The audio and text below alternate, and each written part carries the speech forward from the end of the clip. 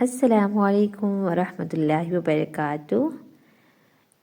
اکتوبر کے مہینے کی ٹھنڈی سرد ہواؤں کو خوش آمدید۔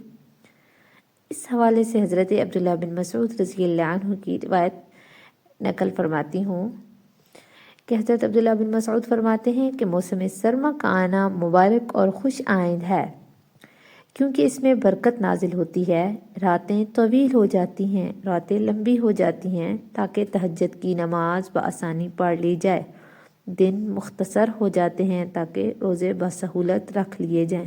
اس لیے آپ بھی کوشش کریں کہ موسم سرما سے فائدہ اٹھائیں، تہجد کی نماز کے لیے اٹھیں، تہجد کی نماز پڑھیں، اور دن مختصر ہوتا ہے تو روزے رکھیں۔ خاص طور پر خواتین جن کے روزے چھوٹ چکے ہیں کسی بھی وجہ سے، بیماری کی وجہ سے یا کچھ چھٹیوں وغیرہ کی وجہ سے، تو وہ اپنے روزوں کو قضا کریں، کیونکہ کل قیامت کے دن جو ہمارے روزے قضا ہوئی ہیں ان کے بارے میں بھی ہم سے سوال ہوگا۔